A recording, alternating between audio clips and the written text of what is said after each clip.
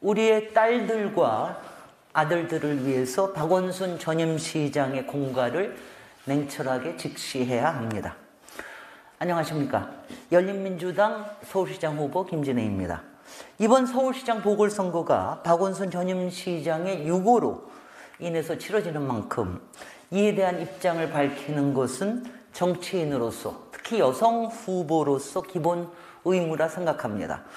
다른 여성 후보의 입장은 잘 모르겠습니다만은 저 김진애 후보는 제 의견을 담담하게 밝히고자 합니다.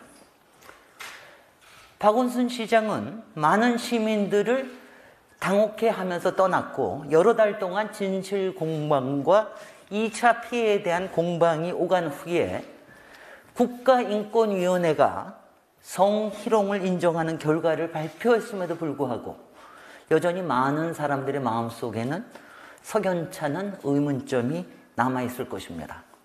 제가 판단하는 전임 박원순 시장의 가장 큰 과라 한다면 성희롱에 대해서 본인의 흠결이 있었다 하더라도 아무런 설명이나 해명 없이 황망하게 떠나버렸다는 사실입니다. 떠나기 직전에도 박원순 서울시장의 시정에 대해서는 지지도가 60%를 넘었습니다. 그런데 왜?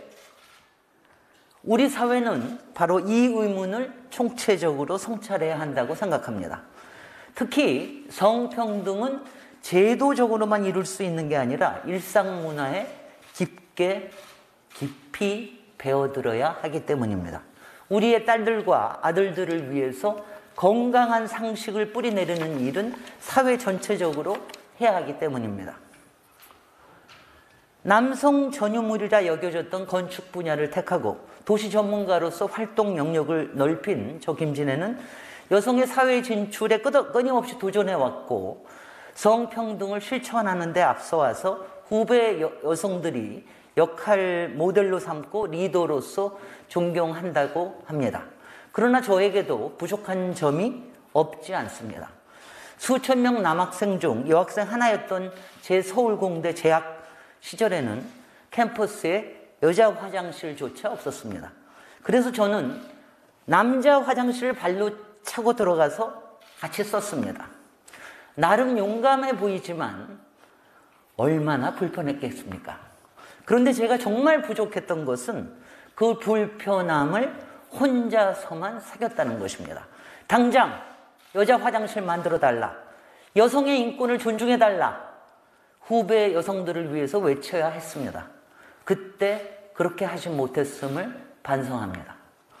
사회활동을 해오면서 지금 시대의 기준으로 보면 성희롱, 때로는 성추행에 해당할 만한 여러 불쾌한 사건들을 겪었지만 대개는 개인적으로 감내하거나 저만의 방식으로 문제를 풀었을 뿐입니다. 이런 점에서 지금의 젊은 세대가 미투 운동에 나서고 일상의 불편함을 자아내는 온갖 성차별에 대한 목소리를 높이는 것에 대해 박수를 보내고 싶습니다. 그러나 우리가 직시해야 할 문제 또한 있습니다. 선정성을 악용하는 언론과 정치권이 가하는 인신공격이 무섭고 자신뿐 아니라 자신이 속한 사회 집단을 매장하려는 공격이 두려워서 스스로 목숨을 끊는 비극이 반복되어서는 안 되지 않겠습니까? 우리의 딸들, 우리의 아들들을 위해서 저 김진애는 그런 세상을 만들지 않겠습니다. 언론과 정치권에 의한 명예살인, 검찰과 사법부에 의한 인격살인을 우리는 용납해서는 안 됩니다. 가해자, 피해자의 프레임에 특정한 성, 특정한 사람을 가두어서도 안 됩니다. 우리는 불편한 진실을 마주하되 같이 살 수 있는 약속을 만들어야 합니다. 12년 전 오늘 배우 장자연 씨가 나약하고 힘없는 신인 배우입니다. 이 고통에서 벗어나고 싶습니다. 라는 유서를 남기고 세상을 떠났습니다.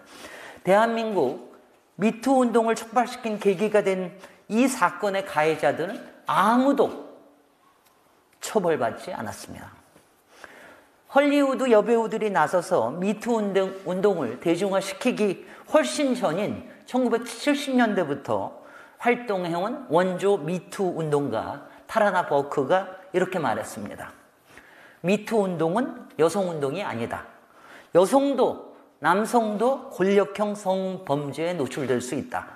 남자는 적이 아니다. 미투 운동이 여성과 남성의 대립으로 이어져서는 안 된다. 미투 운동이 우리 대 그들의 모양이 되어서는 안 된다. 미투 운동의 투쟁 대상은 남성이 아닙니다. 지배를 당연시하고 학대를 은폐하는 부당한 권력 구조입니다. 박원순 시장은 그렇게 떠나서는 안 되었습니다.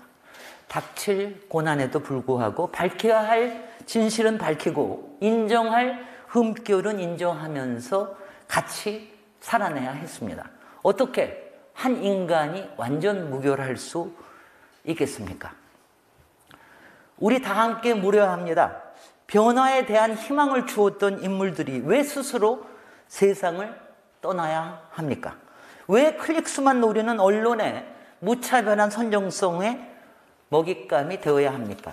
왜 근거 불분명하고 비합리적인 정치적 공격거리가 되어야 합니까? 왜 스스로를 희생해야 겨우 그 굴레에서 벗어날 수 있습니까? 우리 사회에 언론개혁, 검찰개혁, 정치개혁이 꼭 필요한 이유입니다. 저 김진애가 서울시장이 되면 스피크업 시민위원회를 만들겠습니다. 손들고 말할 수 있게 하자라는 취지입니다. 여성, 남성, 하위직, 고위직 가리지 않고 직장에서의 모든 어려움, 예컨대 갑질, 여성차별, 남성차별, 직장 괴롭힘 등을 논의하면서 우리 시대 누구나 공유할 수 있는 가치규범, 행동규범을 만들어 나가자는 것입니다. 억울한 사람 없고 답답해하는 사람 없는 세상을 꿈꿉니다.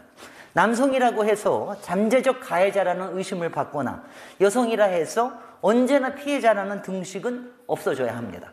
하위직이라 해서 어려움을 말하지 못하거나 고위직이라 해서 어려움을 말하지 못하는 일도 없어져야 합니다. 저는 일남육녀의 셋째 딸로 태어나서 사랑도 많이 받았지만 언제나 남녀차별로 속을 끓이던 어린 시절에 한동안 입을 다물고 살면서 답답해했던 적이 있습니다. 그래서 어른이 되면 말 못해서 답답한 세상은 절대 만들지 않을 거야. 이런 결심을 했던 적이 있습니다. 이제 저는 저 김진애는 모두가 손들고 말할 수 있는 서울시를 만들고 싶습니다. 박원순 시장의 9년 서울시정의 공은 이루 말할 수 없이 많습니다. 하물며 최악의 이명박 불도저 시장도 버스 체계 개편과 같은 큰 공을 남겼는데 3번씩이나 서울 시민의 선택을 받은 박원순 시장은 얼마나 공이 많겠습니까? 사람의 가치를 서울시정에 뿌리내리고 복지와 문화, 역사와 환경, 그리고 역사 복원에 남긴 박원순 시장의 족적들은 눈부십니다. 저는 그 공을 이어받아서 더욱 발전시키겠습니다. 다만 박원순 시장의 전문성이 부족했던 주택개발, 도시개발 부문에서 저 김진애는 진짜 도시 전문가로서 진짜 개발 추진력을 발휘해서 서울시의 생명력과 활력을 높이겠습니다. 마지막으로 말씀드립니다. 우리 각자 모두 흠결이 있는 인간입니다. 그런 흠결에도 불구하고 같이 사는 우리 사회를 위해서 좋은 일을 할 수 있고 착하고 유능하게 일할 수 있음을 저는 믿습니다. 저 김진애가 서울시장이 되어 김진에너지를 서울 시민들께 나누어 드리면서 착하고 유능하게 일하는 서울시를 만들겠습니다. 감사합니다.